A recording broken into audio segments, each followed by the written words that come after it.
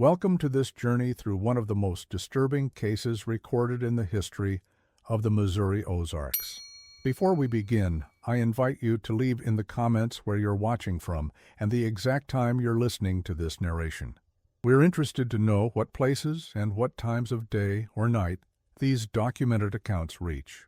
The morning sky hung low over Blackwell County on October 12, 1898, as Foreman Thomas Hargrove made his way down the muddy path toward the Whitman Mine entrance. The air carried the scent of wet earth and pine, the kind of crisp autumn morning that typically brought comfort to those who worked beneath the surface. But there was nothing typical about what awaited Thomas that day. According to county records, the mine had been abandoned for nearly 3 weeks after a series of unexplained incidents left the workers refusing to descend into its depths. Thomas had been tasked with assessing the situation and determining whether operations could resume. What he discovered in the darkness of Tunnel 6 would become the subject of hushed conversations and official denials for decades to come. The records show that Thomas never filed a complete report of his findings. Instead, he resigned his position the following day and reportedly left the county altogether. When pressed by the mining company's representatives, he is said to have muttered, "Only, that ain't no ordinary tunnel. What's down there? It ain't natural." The Whitman mine had been operational since 1882, yielding modest but steady quantities of lead and zinc. It was one of several mines that dotted the landscape of southern Missouri during the mining boom of the late 19th century. The operation employed approximately 40 men from the surrounding communities of Blackwell County and in neighboring areas. By all accounts, it had been a relatively unremarkable site until the autumn of 1898. What sets this particular mine apart in the historical record is not its productivity or economic impact, but rather the peculiar circumstances surrounding its abandonment and the persistent rumors that emerged about Tunnel 6, a narrow passage that allegedly extended far deeper than the official maps indicated. According to testimonies collected years later, miners came to believe this particular tunnel led somewhere no human was meant to go. The temperature dropped noticeably as Thomas made his way through the main shaft that morning. The walls of the mine glistened with moisture, and his lantern cast long, distorted shadows that seemed to writhe with each step. The only sounds were the steady drip of water and his own breathing, which grew more labored the deeper he ventured. The lack of other noises, the absence of the usual distant echoes of metal striking stone, of men calling to one another, created an oppressive silence that weighed on him like a physical presence. According to the account he later gave to Jacob Simmons, the local physician and one of the few people Thomas spoke to before leaving Blackwell County, he reached the entrance to Tunnel 6 approximately 40 minutes after entering the mine. The wooden support beams that framed the tunnel's mouth were covered with strange markings, not the typical notations used by survey teams, but intricate patterns carved deeply into the wood. Thomas initially assumed they were the work of bored miners during rest periods, though he later confessed to Simmons that something about their precision and complexity struck him as unusual.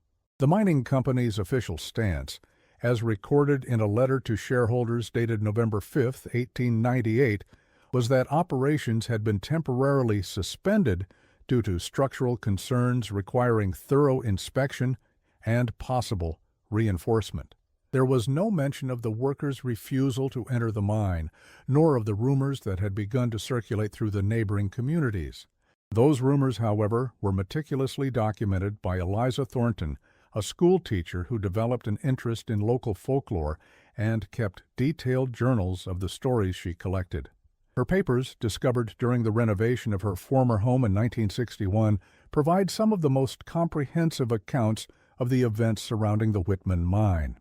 Thornton was careful to record not only the stories themselves, but also their sources, noting whether they came directly from miners or were second-hand accounts. According to Thornton's journals, the troubles began in late September, when a team extending Tunnel 6 broke through into what they initially believed was a natural cavern. The foreman at that time, William Crawford, reported the discovery to the company owners and received instructions to explore the new space to assess its potential value. Crawford selected 3 experienced miners for this task: brothers Joseph and Michael Brennan and Samuel Layton, a man noted for his calm demeanor and methodical approach to his work. The 3 men entered the cavern on September 24th, equipped with supplies for several hours of exploration. They were expected to return by the end of their shift to report their findings. Only 2 returned. Joseph Brennan and Samuel Layton emerged from the mine just after sunset, visibly shaken and providing conflicting accounts of what had happened to Michael. According to the statement Layton gave to the county sheriff, documented in a report dated September 25, 1898, Michael had wandered off into a narrow side passage despite their calls for him to stay with the group. They searched for nearly 2 hours before diminishing lamp oil forced them to return to the main shaft. Joseph Brennan's account, however, differed in significant ways. In a letter to his sister living in St. Louis, discovered among her effects after her death in 1932, he claimed that Michael had been acting strangely from the moment they entered the cavern. Joseph wrote that his brother had seemed transfixed by something in the darkness beyond their lantern light, repeatedly murmuring about voices calling. When Michael suddenly bolted into a narrow crevice, Joseph had attempted to follow, but found the passage too tight for his frame. He reported hearing his brother's footsteps receding, followed by a strange, reverberating sound that he struggled to describe, not a scream, not a collapse, but something like the sound of a heavy door closing in a deep, deep cellar. A search party was organized immediately, comprised of Crawford and 5 miners who volunteered despite the late hour. They explored the cavern and its offshoots until dawn, but found no trace of Michael Brennan. What they did discover, according to an account given by one of the volunteers, Thomas Hargrove, was a peculiar change in the cavern itself. The passage where Michael had allegedly disappeared seemed to have sealed itself, with no evidence of a recent collapse or any other natural explanation for the alteration. The search continued for 3 more days, with teams working in shifts to explore every accessible part of the mine. On the 4th day, September 29th, the first of the incidents occurred that would eventually lead to the complete abandonment of the operation. A team of 4 men, including William Crawford, was exploring a previously unmapped section of the cavern when they reported hearing what sounded like Michael Brennan's voice calling for help. The voice seemed to be coming from behind a solid rock wall. Crawford made the decision to begin excavating at this location, believing that Michael might have found his way into a sealed chamber. After several hours of work, they succeeded in creating an opening large enough for a person to squeeze through. Crawford, determined to locate his missing worker, entered first. According to the testimonies of the other 3 men, collected by Eliza Thornton several weeks later, Crawford had been inside the newly opened chamber for less than a minute when they heard him emit a sound unlike anything a human throat should be capable of making. 2 of the men immediately fled, but the 3rd, Peter Jenkins, steeled himself and followed Crawford into the chamber. Jenkins emerged moments later, dragging an unconscious Crawford with him. His account of what he saw inside varies between the official report he gave to the company and the story he later told in private settings. The official version states simply that the chamber was empty except for some unusual rock formations and that Crawford had slipped and struck his head. The private account, as recorded by Thornton, was considerably more disturbing. According to Jenkins, the chamber contained what appeared to be a tunnel extending downward at a steep angle.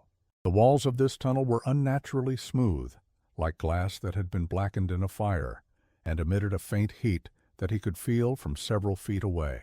Most disturbingly, Jenkins claimed that as he was helping Crawford, he distinctly heard multiple voices emerging from the tunnel, speaking in what he described as a language that hurt the ears to hear. Crawford, upon regaining consciousness, refused to speak about what he had seen, but tendered his resignation the following day. The mining company appointed Thomas Hargrove as the new foreman, with explicit instructions to seal off the problematic section of the mine and resume operations in the other tunnels. This proved more difficult than anticipated, as word of Crawford's experience had spread among the workers, many of whom now refused to enter the mine at all. Those who did continue working reported a range of unsettling phenomena. Tools disappearing only to be found arranged in strange patterns, the sensation of being watched, and most commonly, the temperature dropping to near freezing levels regardless of the weather above ground. The situation deteriorated further on October 4th, when 3 miners working in Tunnel 4, a passage not directly connected to the troubled area, reported hearing rhythmic tapping coming from within the rock walls. Thinking it might be Michael Brennan or another trapped miner using the old code to signal for help, they began to follow the sound, carefully noting their path to ensure they could find their way back. According to their account, submitted to the company in writing, and later preserved in the County Historical Society's archives, the tapping led them on a circuitous route through several tunnels until they found themselves at the entrance to Tunnel 6, the sealed section. The entrance was supposed to have been blocked with heavy timber supports and warning signs, but the miners found it completely open, with no evidence that it had ever been sealed. More disturbing was their claim that the tapping sound now seemed to be coming from behind them, effectively herding them toward the forbidden tunnel. At this point, all 3 made the decision to leave the mine immediately and did not return to work afterward. By October 8th, only a handful of miners were still willing to enter the Whitman mine, and they refused to work alone or in the deeper sections. The company, facing significant financial losses due to the disruption, sent a representative from their St. Louis office to assess the situation. This representative, Edward Blackwood, arrived on October 10th and, after interviewing several current and former employees, decided to conduct his own inspection of the mine, accompanied by Thomas Hargrove. What happened during that inspection is known only through fragmentary evidence. Blackwood never submitted a report to the company headquarters, and Hargrove spoke of it only once, during his conversation with Dr. Simmons prior to leaving the area. According to Simmons' personal journal, found among his papers after his death in 1923, Hargrove claimed that they had indeed ventured into Tunnel 6 and found that it no longer matched any existing maps of the mine. The tunnel, which should have extended approximately 300 feet before terminating at the cavern where Michael Brennan disappeared, instead continued much further, with numerous side passages that Hargrove was certain had not existed previously. More alarming was his description of the tunnel's condition. The walls bore evidence of tool marks, but not those made by any mining implement he recognized. The marks were described as long, curved gouges, as if made by enormous claws rather than by pick or drill. Approximately a half-mile into the tunnel, according to Hargrove's account, they came upon a chamber larger than any previously documented in the mine. In the center of this chamber was what he described as a pit, perfectly circular, its edges smooth as if cut by machinery, descending straight down into darkness deeper than our lamps could penetrate. The air rising from this pit was unnaturally warm and carried an odor that Hargrove struggled to describe, something like sulfur and rot, and something else, something that had no right to exist in this world. Blackwood, apparently overcome with either curiosity or some other compulsion, had approached the edge of the pit despite Hargrove's warnings. As he leaned forward to better see into the depths, Hargrove reported hearing a sound from below, a sound like distant machinery, or perhaps many voices speaking in unison.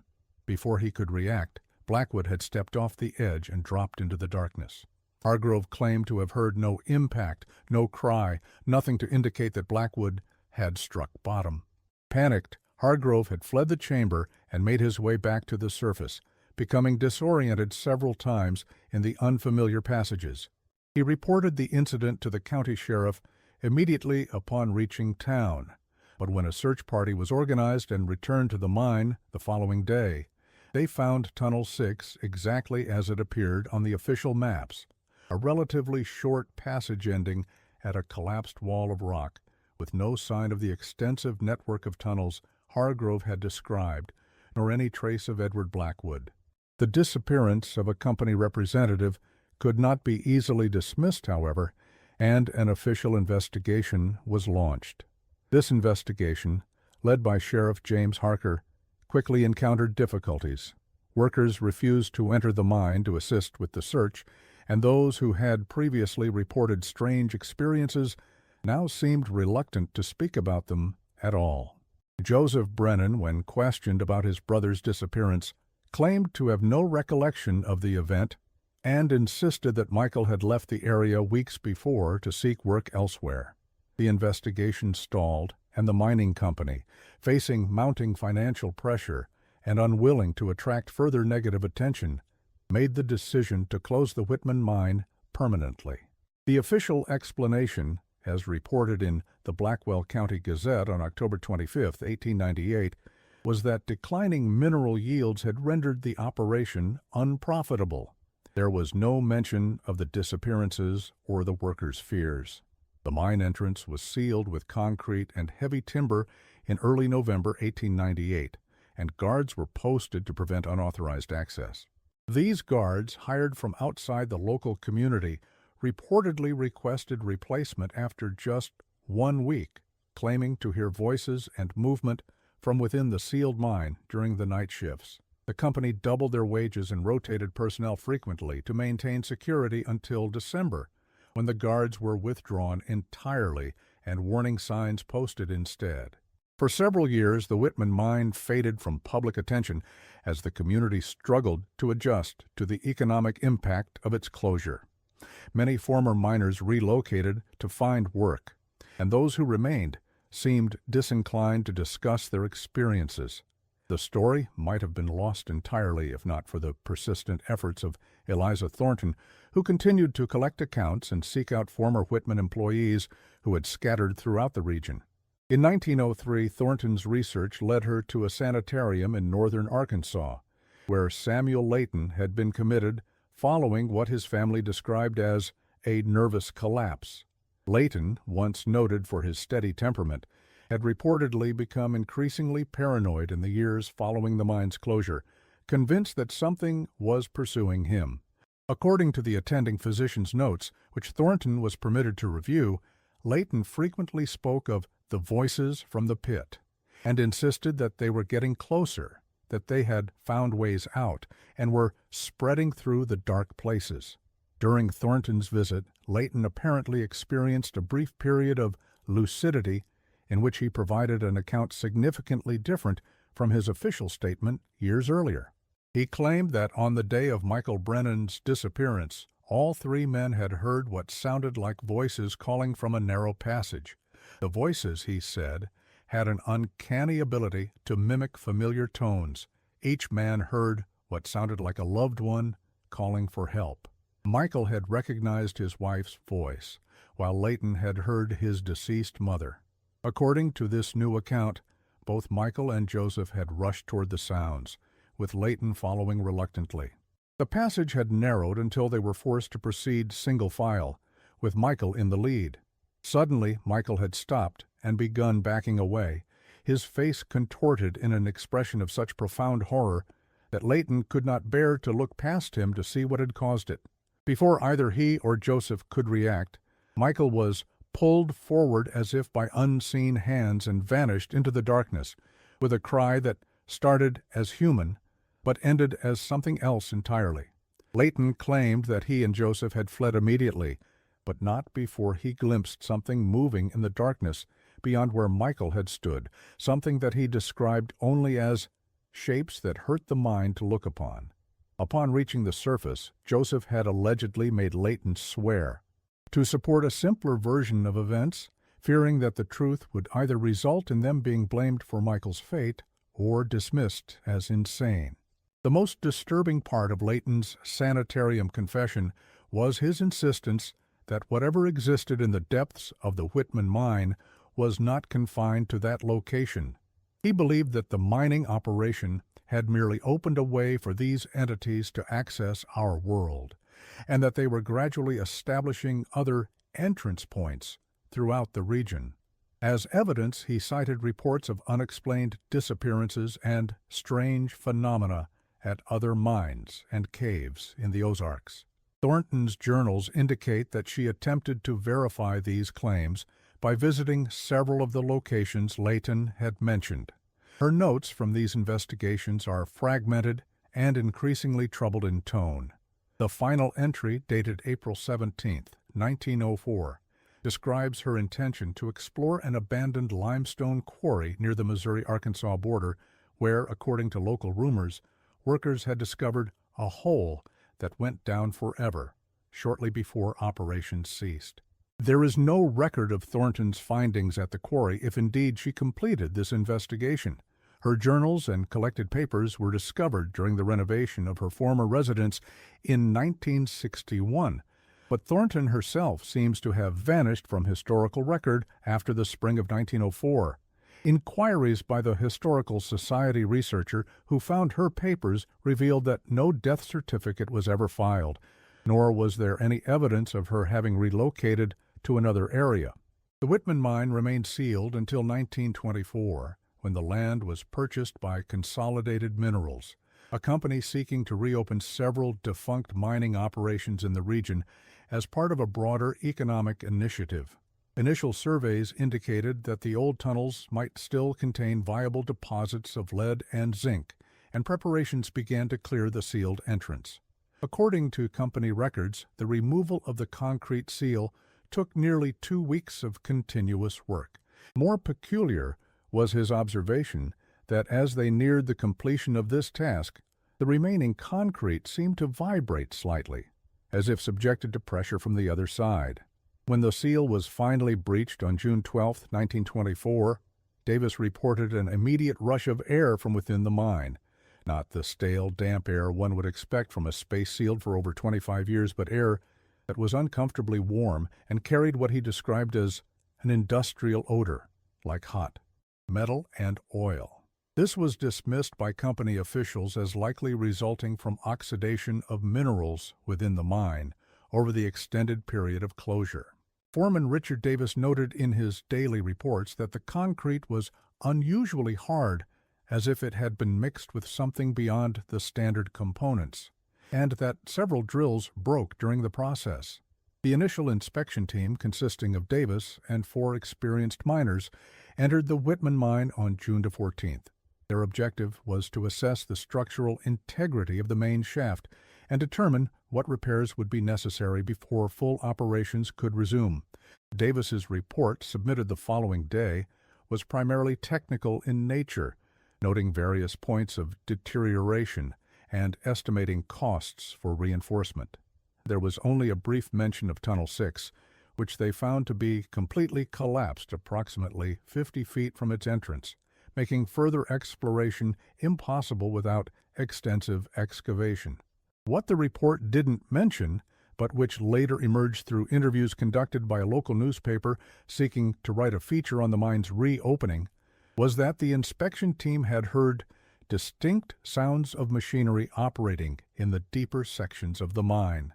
Davis, when questioned about this, reluctantly acknowledged the phenomenon, but suggested it was merely the settling of rocks or the movement of groundwater through the tunnels, amplified by the mine's acoustics.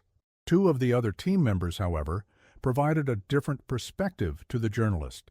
They claimed that the sounds were rhythmic and deliberate, unlike any natural process, and seemed to be coming from beyond the collapsed section of Tunnel 6. More disturbing was their insistence that the collapse itself appeared recent, with timbers that should have rotted after 25 years looking as if they had been broken within days of the inspection. Despite these concerns, Consolidated Minerals proceeded with their plans to reopen the mine. A work crew of 30 men was assembled, many of them new to the area and unfamiliar with the mine's history.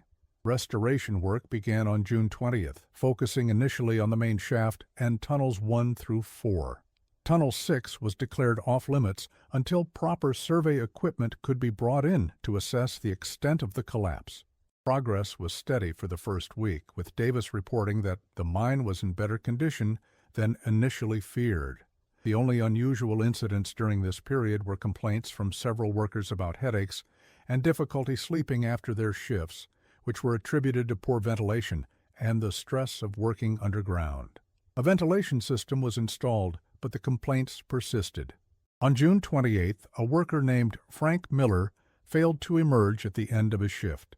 Miller had been assigned to reinforce support beams in Tunnel 3, a task that should have taken approximately 4 hours. When he had not returned after 6 hours, Davis organized a search party. They found Miller's tools and lantern at his assigned location, but no sign of the man himself. A thorough search of all accessible tunnels yielded nothing. The county sheriff was notified, and a more extensive search was conducted the following day, again without result. Several workers, already uneasy due to the persistent rumors now circulating about the mine's history, resigned in the wake of Miller's disappearance. Davis, under pressure from company executives to maintain the schedule, hired replacements and implemented a buddy system to ensure no one worked alone. This precaution proved insufficient on July 3rd, when 2 workers, cousins named Allen and Robert Garfield, vanished during their shift. They had been working together in Tunnel 2, well away from both the collapsed Tunnel 6 and the area where Miller had disappeared. Their absence was noted quickly, but the ensuing search found only a single glove belonging to Allen and strange markings scraped into the tunnel wall near where they had been working. These markings, photographed by Sheriff's Deputy Harold Wilson as part of the investigation and preserved in the county archives, bear a striking resemblance to those described by Thomas Hargrove in 1898, intricate patterns that seem deliberate but follow no recognizable system or language. A professor of linguistics from Washington University consulted in 1952 when historian Martin Blackwood, no relation to the missing Edward Blackwood, was researching the case, described them as suggestive of a form of communication, but operating on principles entirely foreign to human language structures. The disappearance of 3 workers within a week led to a temporary suspension of operations and a more thorough investigation by county authorities. This investigation, hampered by the limited technology of the time and the inherent difficulties of examining an underground environment, produced few concrete findings. Blood evidence was discovered in Tunnel 2, suggesting that the Garfield cousins had met with violence, but there were no bodies and no suspects. The most significant development came when investigators discovered that part of the collapsed section of Tunnel 6 had been cleared, creating a narrow passage that had not been authorized by Davis or reported by any of the work crews. This passage appeared to have been excavated recently, but none of the workers admitted to having done so, and the required tools had not been logged out of the equipment storage. Deputy Wilson, leading the investigation in the sheriff's absence, made the decision to explore this passage, accompanied by 2 deputies and Richard Davis.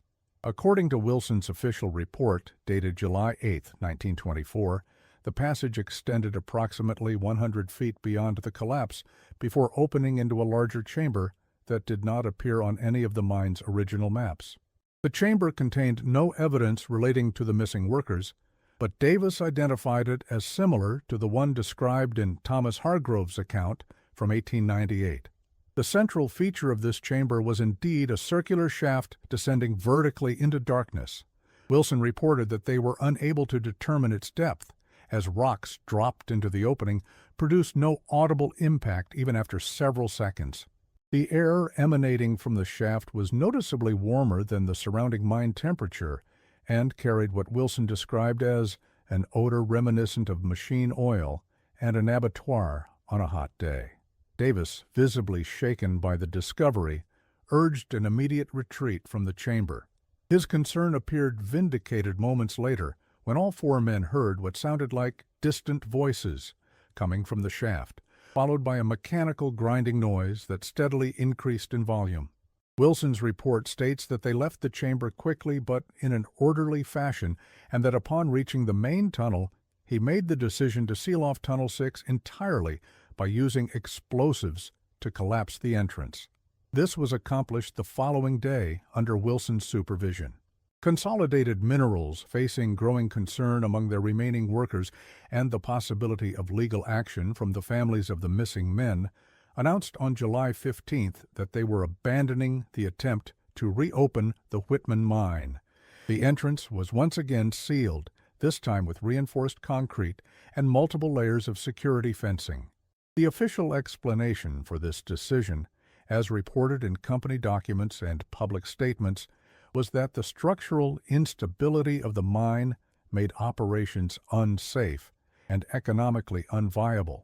There was no mention of the mysterious shaft or the strange phenomena reported by the investigation team. The disappearances of Frank Miller and the Garfield cousins remained unsolved, classified as presumed mining accidents in the official records. For nearly 3 decades, the Whitman mine was largely forgotten outside of local folklore. The property changed hands several times but remained undeveloped, the concrete seal and warning signs gradually weathering but still intact. It might have remained that way indefinitely if not for a geological survey conducted by the University of Missouri in 1952. This survey, led by Dr. Eleanor Hayes, was part of a broader study of mineral deposits throughout the Ozarks region. The Whitman site was included primarily for comparative purposes, as its premature closure meant that significant deposits might remain untapped. The survey team used newly developed seismic imaging techniques to map the underground structures without needing to enter the sealed mine. Dr. Hayes's findings, published in the Journal of Geological Sciences in 1953, revealed anomalies that could not be easily explained by natural geological processes. The seismic data indicated that the mine tunnels extended far deeper than the original maps suggested, with what appeared to be a vertical shaft descending at least 3,000 feet beneath the surface, far deeper than would have been technologically feasible for miners in the late 19th century. More puzzling was the pattern of tunnel expansion revealed by the survey. The imaging showed what Hayes described as a systematic network of passages radiating outward from the central shaft, following no discernible logic in terms of mineral extraction, but suggesting an organized excavation with a purpose beyond mining. Some of these passages appeared to extend beyond the boundaries of the Whitman property, potentially connecting to other abandoned mines and natural cave systems in the area. Hayes's paper caught the attention of historian Martin Blackwood, who had been researching the history of mining operations in southern Missouri and had encountered references to the strange occurrences at the Whitman mine. Blackwood contacted Hayes and proposed a collaborative investigation, combining historical research with modern scientific methods to determine what had actually happened at the site. Their collaboration resulted in a more comprehensive survey conducted in the summer of 1954, utilizing improved seismic equipment and ground-penetrating radar. This survey confirmed Hayes's initial findings and revealed additional details about the underground network. Most significantly, they detected what appeared to be movement within some of the deeper tunnels, subtle vibrations that suggested ongoing activity of some kind, despite the mine having been sealed for decades. Based on these findings, Blackwood and Hayes applied for permission to open the mine entrance for a limited investigation.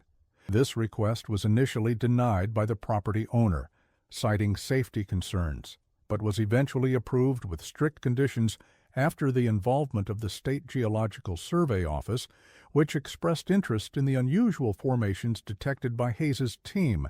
The concrete seal was partially removed on August 10, 1954, creating an opening large enough for a person to pass through while maintaining the structural integrity of the remainder. The investigation team consisted of Dr. Hayes, Martin Blackwood, 2 graduate students from the university's geology department, and a local guide who had worked briefly at the mine during the 1924 reopening attempt. According to the detailed journal kept by Blackwood, now preserved in the University of Missouri archives, the team entered the mine at 8:15 a.m., equipped with modern lighting, communications equipment, and scientific instruments. The main shaft was found to be in reasonably good condition with minimal collapse despite the passage of time. Air quality tests showed normal levels of oxygen and no dangerous gases, though all team members noted the unusual warmth of the air and a persistent odor that Blackwood described as metallic and organic simultaneously, not unlike blood on a hot iron. They proceeded systematically through the accessible tunnels, comparing their observations with the original mine maps and the data from the seismic surveys. Most of the tunnels corresponded roughly to the documented layout, though they found evidence of unauthorized excavation in several areas, particularly around Tunnel 6, which remained blocked by the deliberate collapse of 1924. Using the ground-penetrating radar, Hayes determined that the collapse extended only about 20 feet, beyond which the tunnel appeared intact. After a brief discussion, the team decided to attempt to clear a passage through the debris, a task that took approximately 3 hours with the tools they had brought. Once a traversable opening had been created, Hayes and one of the graduate students, William Parker, proceeded into Tunnel 6 while the others maintained a position at the cleared entrance with communications equipment. Hayes and Parker remained in voice contact with the rest of the team, providing a running commentary on their observations as they advanced deeper into the tunnel. According to the transcript of this communication, preserved with Blackwood's journal, they found that the tunnel diverged significantly from the original maps after approximately 200 feet. Instead of the straight passage documented by the mining company, they encountered a series of descending switchbacks that took them progressively deeper into the earth. The walls of these newer sections displayed the same unusual smoothness noted in earlier accounts, with Hayes describing them as almost glassy in texture, as if the rock had been subjected to intense heat.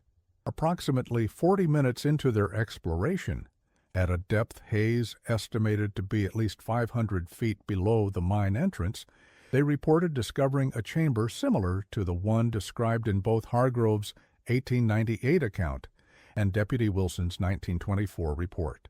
The central feature was indeed a circular shaft, roughly 12 feet in diameter, descending vertically into darkness. Hayes's instruments indicated that the air emerging from the shaft was significantly warmer than the surrounding environment, approximately 85 degrees Fahrenheit compared to the ambient 62 degrees in the chamber itself.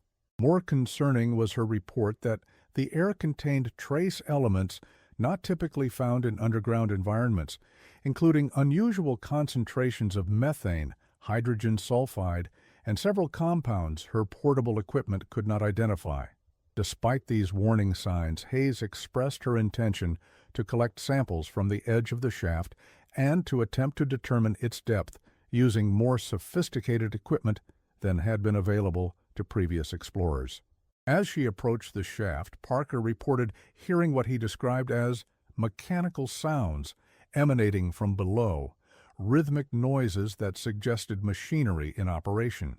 Hayes confirmed this observation, but continued her approach, apparently driven by scientific curiosity. The transcript indicates that she had reached the edge of the shaft and was in the process of setting up her equipment when the communication suddenly deteriorated. What followed was a chaotic exchange, with Parker shouting about movement and lights in the shaft, while Hayes's voice became increasingly distorted. The final clear transmission from either of them was Parker yelling, "It's coming up! Get out now!" After this, there were approximately 30 seconds of unintelligible sounds before the communication cut off entirely. Blackwood, the other graduate student, and the guide immediately attempted to establish contact with Hayes and Parker, without success. After 15 minutes of failed attempts, they faced the difficult decision of whether to proceed into Tunnel 6 themselves or to return to the surface and seek additional help. Concerned about the possibility of further loss of life, Blackwood made the decision to retreat and contact authorities. The search and rescue operation that followed was one of the largest in the region's history, involving local law enforcement, mine rescue specialists, and eventually personnel from the State Emergency Management Agency. Despite 5 days of continuous effort, no trace was found of Hayes or Parker beyond the equipment they had left at the entrance to Tunnel 6. More disturbing was the discovery that the passage the team had cleared through the collapsed section had itself collapsed again, and attempts to reopen it were hampered by what the rescue team leader described as unusually unstable conditions, as if the very rock were actively resisting our efforts. After the fifth day, with no progress made and concerns growing about the safety of the rescue personnel themselves, the operation was officially suspended. The mine entrance was resealed with reinforced concrete, and the property was subsequently acquired by the state under eminent domain, officially designated as unsafe and prohibited from any future development or exploration. The disappearance of Dr. Hayes and William Parker might have been attributed to a conventional mining accident, if not for the recordings of their final communications, which were analyzed extensively by various experts in the following years.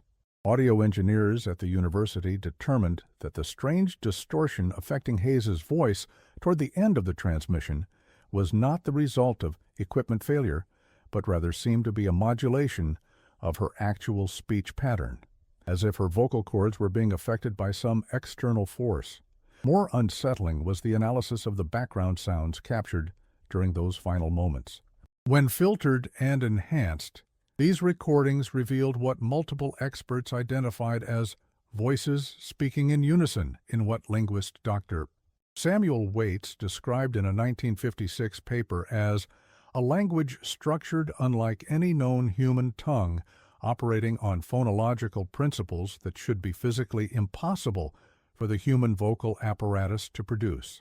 Martin Blackwood continued his research into the Whitman mine incident for several years, collecting accounts from former miners, local residents, and descendants of those involved in the original 1898 events.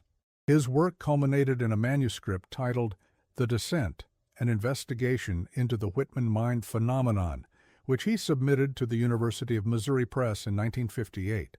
The manuscript was rejected, ostensibly due to methodological concerns about some of Blackwood's conclusions, but primarily, according to a correspondence in the university archives, because of pressure from unnamed government officials who expressed concern about the potentially disruptive nature of the material. Blackwood attempted to find another publisher, but was unsuccessful. In 1960, he accepted a position at a university in California and apparently abandoned his research on the Whitman mine. His manuscript, however, was preserved in the university archives, where it remained largely forgotten until 1968, when it was discovered by graduate student Rebecca Stern during research for her thesis on local history. Stern, intrigued by Blackwood's work and the apparent effort to suppress it, began her own investigation into the Whitman mine incidents. She discovered that similar phenomena had been reported at other mining operations throughout the Ozarks region, particularly in the decades following the initial events at Whitman. These reports typically involved unusual sounds, unexplained disappearances, and in some cases, the discovery of passages that did not align with official maps, or that seemed to have been created by means other than conventional mining techniques. Most significantly, Stern uncovered a pattern in the location of these incidents. When mapped, they formed what appeared to be a network radiating outward from the Whitman site, extending throughout southern Missouri and into parts of Arkansas and Oklahoma. This pattern closely matched the tunnel network detected by Dr. Hayes's seismic survey, suggesting that whatever had been discovered beneath the Whitman mine had continued to expand its reach long after the mine itself had been abandoned. Stern's findings led her to a disturbing hypothesis, articulated in her thesis, but subsequently removed from the final version at the insistence of her advisory committee. In a private journal found among her effects after her disappearance in 1969, she wrote, "The evidence suggests that what was encountered beneath the Whitman mine was not merely a natural phenomenon or the result of human activity. It appears to be a systematic process of excavation and expansion conducted by entities unknown, utilizing the abandoned mine tunnels as starting points for a much larger network. The purpose of this network remains unclear, but the consistent reports of machinery-like sounds and the precision of the tunnel construction suggest an organized, intelligent effort rather than random natural processes." The journal also indicates that Stern had identified several locations where she believed this tunnel network might intersect with accessible cave systems or abandoned mines. Her final entry, dated March 14, 1969, describes her intention to explore one such location, an abandoned limestone quarry near the Missouri-Arkansas border that had been shut down in the early 1900s following reports of unusual sounds and the disappearance of several workers.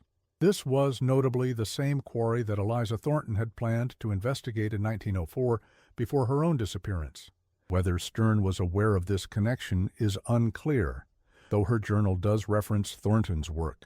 What is certain is that Stern left Columbia, Missouri on March 15, 1969, telling colleagues she was conducting field research for a follow-up paper to her thesis. She never returned. A police investigation launched when she failed to return for the start of the spring term found her car abandoned at a trailhead near the quarry site.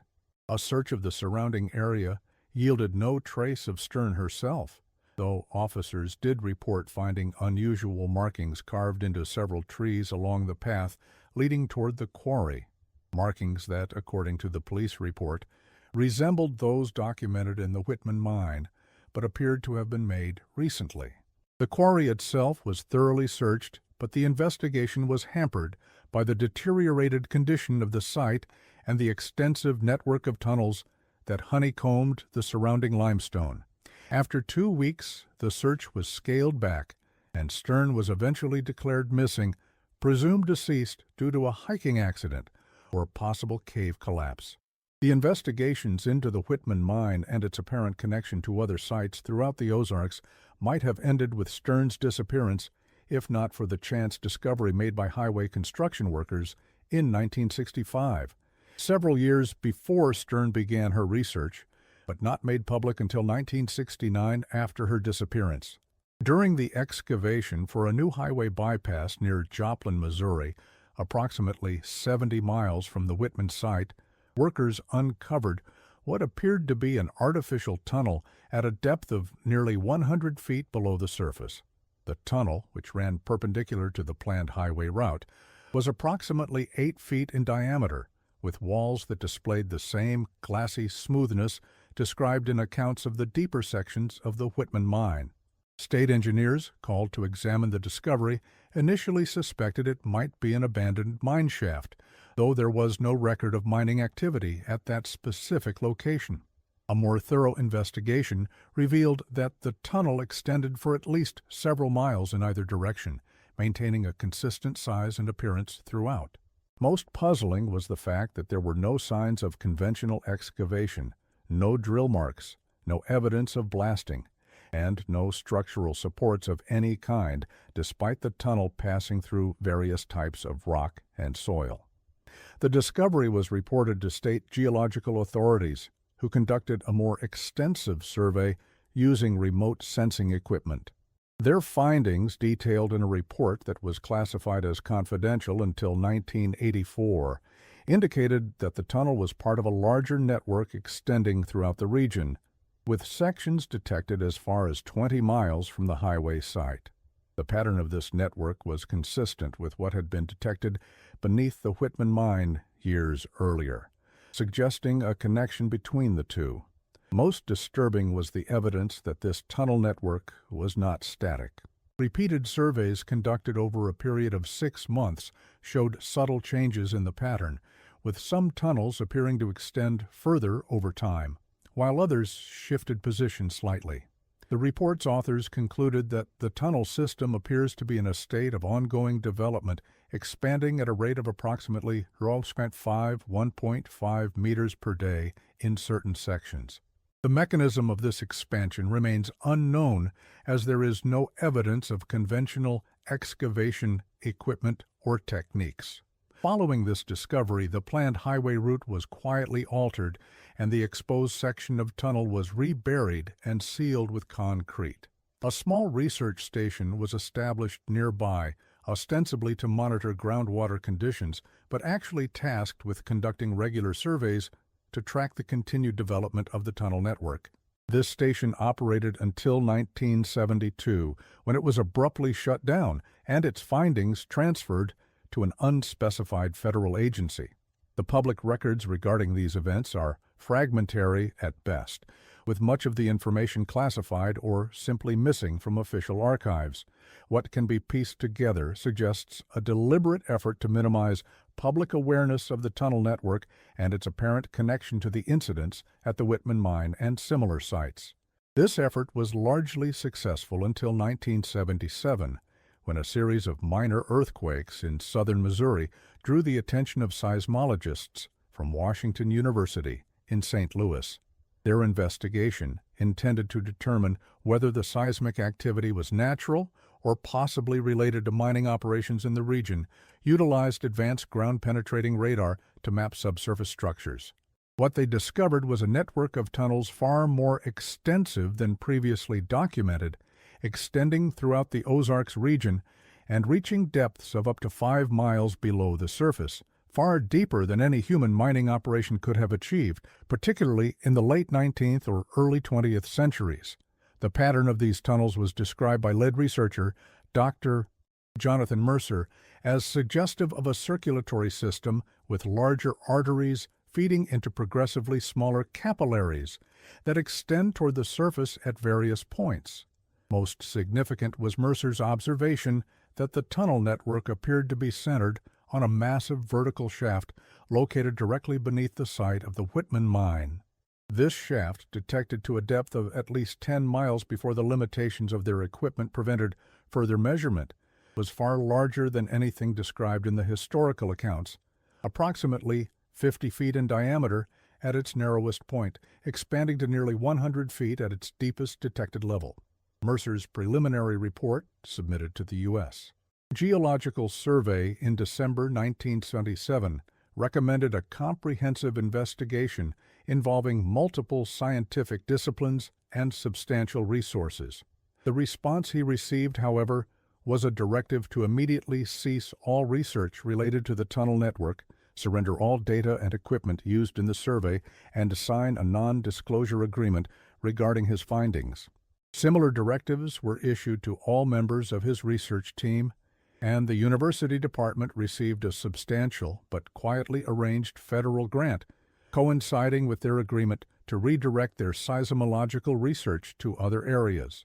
When questioned about this years later, after his retirement, Mercer would only say that he had been informed the matter involved national security concerns of the highest order, and that continuing his research would be detrimental to the public interest. The suppression of scientific inquiry into the tunnel network became a pattern over the following decades. Various researchers who independently discovered evidence of the tunnels reported similar experiences: official denials, classified directives, and, in some cases, career-threatening pressure to abandon their investigations. Those who persisted often found their funding cut, their academic positions jeopardized, or their findings buried in bureaucratic processes. Despite these obstacles, information continued to emerge through unofficial channels. Local residents throughout the Ozarks reported strange phenomena that might be connected to the tunnel network. Unusual sounds heard at night, particularly in rural areas, unexplained vibrations felt through the ground, and in some cases, the discovery of small, perfectly circular holes in the earth that seemed to appear overnight, only to be filled in or covered by unknown parties within days. More concerning were the reports of disappearances, not just the dramatic cases like Hayes, Parker, and Stern, but dozens of less publicized incidents involving hikers, spelunkers, and rural residents.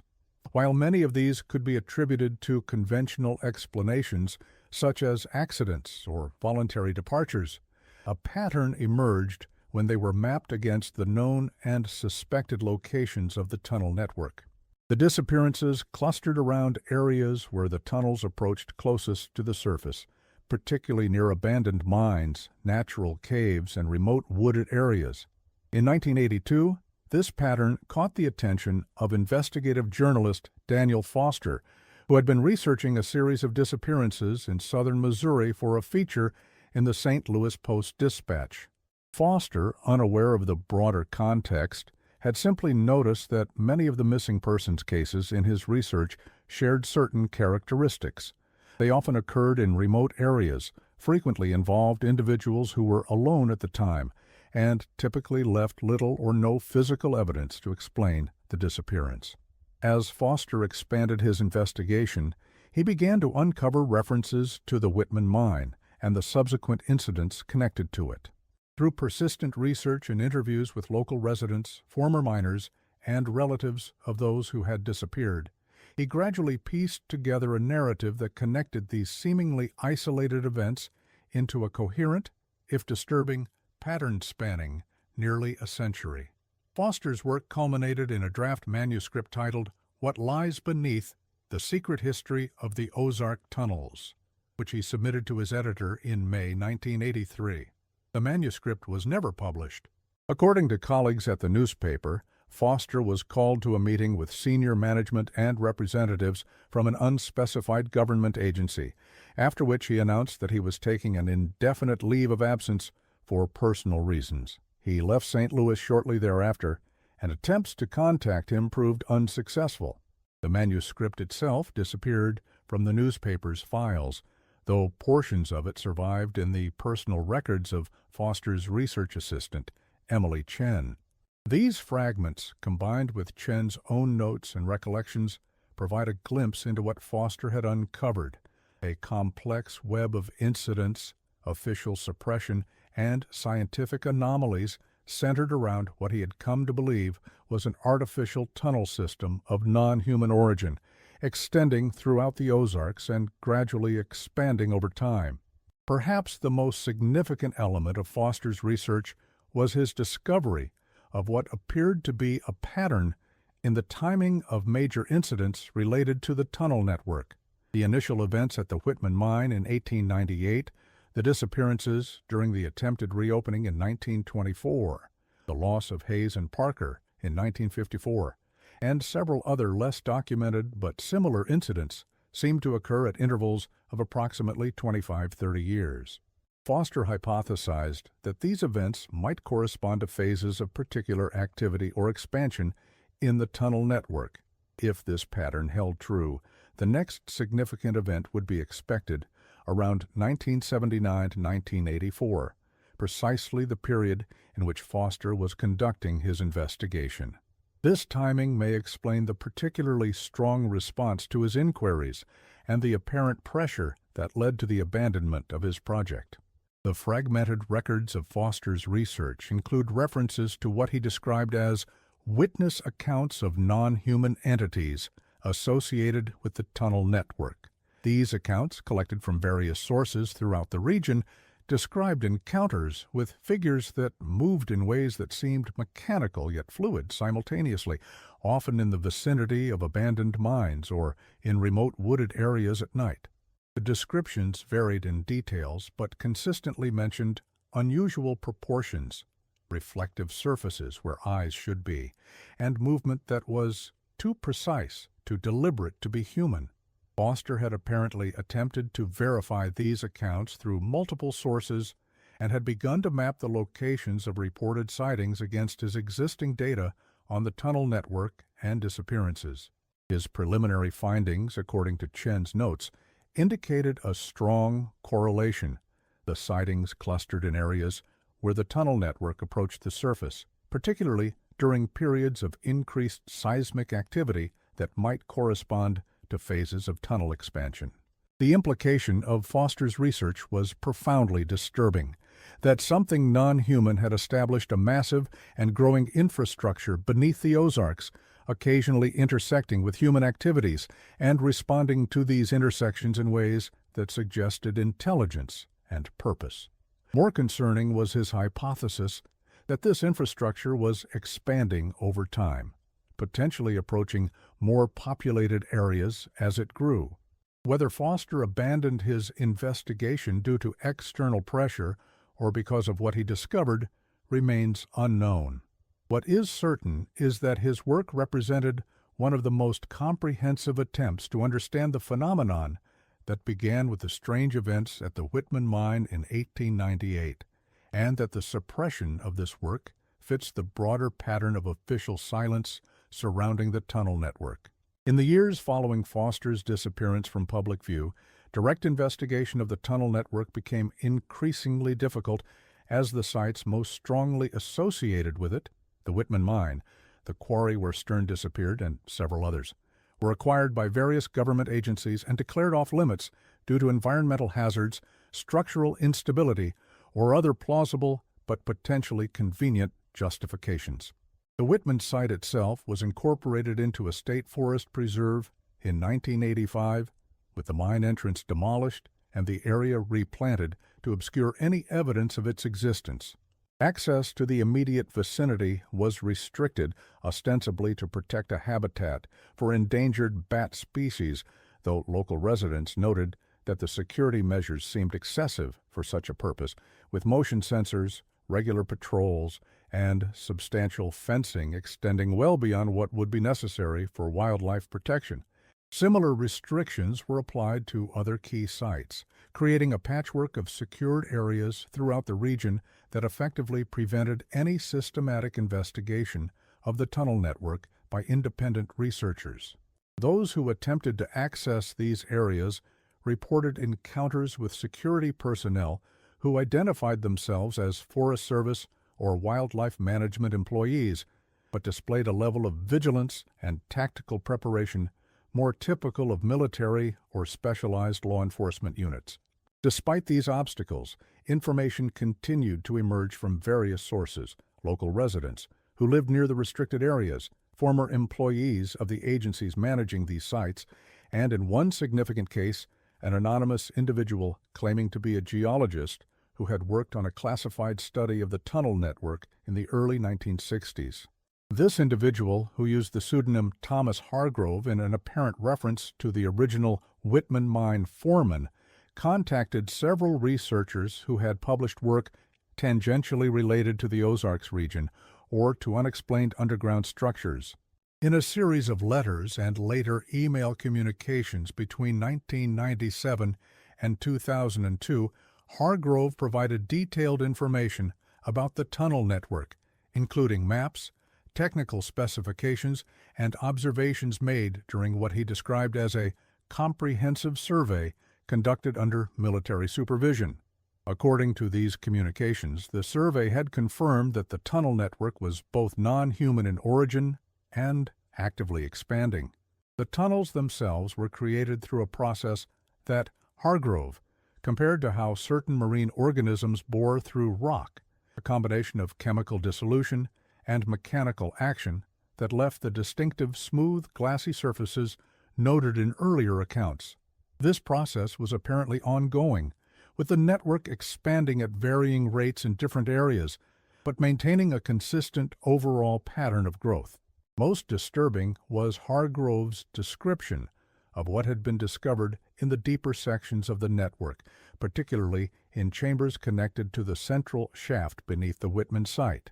He wrote of machinery of incomprehensible design, neither electrical nor mechanical in any conventional sense, but clearly artificial and clearly functional, operating continuously without any evident power source or human intervention.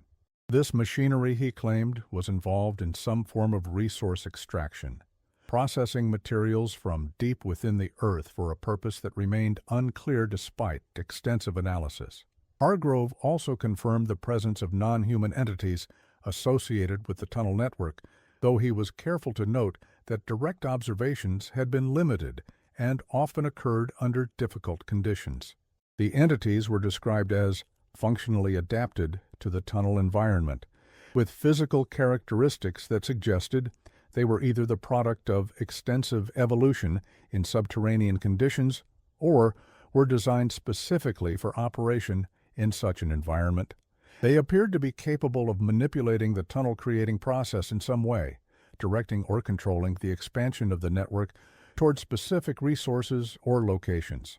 Perhaps the most significant element of Hargrove's communications was his assertion that the government's response to the discovery had evolved over time. The initial approach, from the 1950s through the 1970s, had been focused on containment and secrecy treating the tunnel network and its associated entities as a potential threat to be isolated and concealed from public knowledge. By the 1980s, however, this had shifted toward cautious study and potential exploitation, with various agencies attempting to understand and possibly utilize the technologies observed within the tunnel system. Hargrove claimed that by the time of his involvement in the early 1990s, there were multiple classified facilities established at various points along the tunnel network, particularly near the restricted areas that had formerly been mines or quarries. These facilities were engaged in ongoing monitoring of the network's expansion and in limited, carefully controlled interactions with the entities and technologies found within it. The veracity of Hargrove's claims is difficult to assess. The technical details provided in his communications have been reviewed by various experts, who generally agree that they are consistent with known geological and engineering principles, though they describe processes and capabilities beyond current human technology. The maps and other documentation he provided correlate with independently verified information about the region's subsurface structures, including data from unclassified geological surveys and mining records. What can be confirmed is that activity in the restricted areas identified by Hargrove increased significantly in the early 2000s, with local residents reporting more frequent vehicle movements, construction sounds, and in some cases, unusual seismic activity that didn't correspond to natural earthquake patterns. Satellite imagery from this period, though limited by resolution and availability, shows evidence of new structures being established at several of these sites, typically disguised as environmental monitoring stations or research facilities related to forestry or wildlife management. The most recent verified incident directly connected to the tunnel network occurred in 2007, when a team of amateur spelunkers exploring a previously unmapped cave system near the Arkansas-Missouri border encountered what they described as an artificial passage intersecting with the natural cave. The passage displayed the characteristic smooth walls and precise dimensions reported in earlier accounts and extended beyond the range of their equipment's illumination. The group, consisting of 5 experienced cavers, decided to explore the passage despite its unusual appearance. According to the subsequent account provided by the sole survivor, they followed it for approximately half a mile before reaching a larger chamber where they observed strange lights and heard mechanical sounds coming from deeper within the passage. At this point, the group decided to turn back, but as they were preparing to leave, they reportedly heard what sounded like movement coming toward them from the direction they had been heading. What followed, as described by the survivor, was a chaotic retreat through the tunnel as unseen entities pursued them.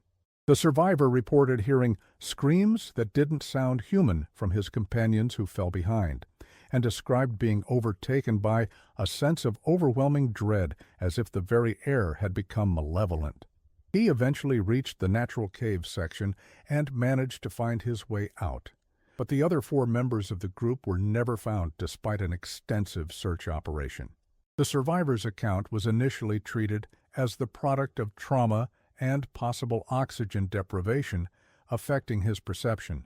However, when search teams attempted to locate the artificial passage he had described, they found that the section of the cave where it had allegedly been located had collapsed, with evidence suggesting that the collapse had been deliberately triggered rather than occurring naturally. This incident received minimal media attention, reported primarily as a caving accident with multiple fatalities. The survivor himself withdrew from public view shortly after the official investigation concluded, and attempts to contact him for follow-up interviews have been unsuccessful. Local sources indicate that he relocated to another state and has refused to discuss the incident further. In the years since this event, direct reports related to the tunnel network have become increasingly rare. The restricted areas remain secured, and occasional attempts by researchers or curious individuals to access them are typically intercepted by security personnel who continue to identify themselves as representatives of various government agencies with plausible reasons to control these locations. What has changed is the pattern of official response to inquiries about the tunnel network and its history. Where previous decades saw active suppression and denial, recent years have seen a shift toward what might be described as managed acknowledgement. Limited information is made available through official channels, typically framing the phenomena in terms of natural geological processes, with perhaps some misunderstood human elements. A 2012 report from the U.S. Geological Survey, for instance, included a brief section on anomalous tunnel structures in the Ozark region, describing them as likely the result of previously undocumented mining activities combined with unusual natural processes related to groundwater movement through limestone formations. This explanation, while superficially plausible, fails to address many of the specific characteristics reported over decades of observation. Similarly, when questioned about the restricted areas and their purpose, official responses now typically acknowledge their existence but attribute them to environmental protection, remediation of industrial contamination from previous mining operations, or ongoing research into geological stability, all legitimate concerns in a region with extensive historical mining activity, but potentially convenient covers for other purposes. This shift in approach may reflect a recognition that complete suppression is no longer feasible in an era of widespread information sharing and independent research capabilities. It may also indicate a change in whatever underlying policy governs the official response to the tunnel network, perhaps moving toward a strategy of controlled disclosure or at least minimization of public interest through plausible alternative explanations. What remains consistent, however, is the absence of any official acknowledgement of the more disturbing elements reported by various observers over the decades, the non-human entities, the advanced technologies, and the apparent purpose behind the vast and growing infrastructure beneath the Ozarks. These aspects continue to be either denied entirely or attributed to misperception, folklore, or deliberate fabrication. For those who have studied the history of the Whitman mine and the subsequent century of related incidents, this pattern of partial disclosure combined with continued secrecy around the most significant elements suggests that whatever was discovered beneath the Ozarks in 1898 remains a matter of serious concern to those in positions of authority. The tunnel that miners claimed led straight to hell may not have had the supernatural destination they feared, but it appears to have led to something equally outside their understanding of the natural world, something that continues to expand its presence beneath the surface to this day. The questions that remain unanswered are perhaps the most disturbing. What is the ultimate extent and purpose of the tunnel network? What are the entities associated with it? And what is their relationship to humanity? And perhaps most significantly, what happens when the expanding infrastructure reaches a point where it can no longer be contained or concealed? For now, the Whitman mine itself remains sealed, its entrance obliterated, and its location obscured within the boundaries of a restricted forest preserve. The stories of those who encountered what lay beneath it, Thomas Hargrove, the Brennan brothers, Dr. Eleanor Hayes, Rebecca Stern, and dozens of others who vanished or were forever changed by their experiences, serve as fragmented warnings from the past, pieces of a puzzle that remains incomplete despite a century of attempts to solve it. Meanwhile, beneath the rolling hills and forests of the Ozarks, something continues to excavate its elaborate network of tunnels extending ever outward from the vertical shaft that was never meant to be discovered. And occasionally, in the deepest hours of the night, in the most remote areas of the region, local residents still report hearing sounds from below, rhythmic, mechanical noises that suggest activity far beneath the surface, the nature and purpose of which remain one of the most disturbing unsolved mysteries in American history.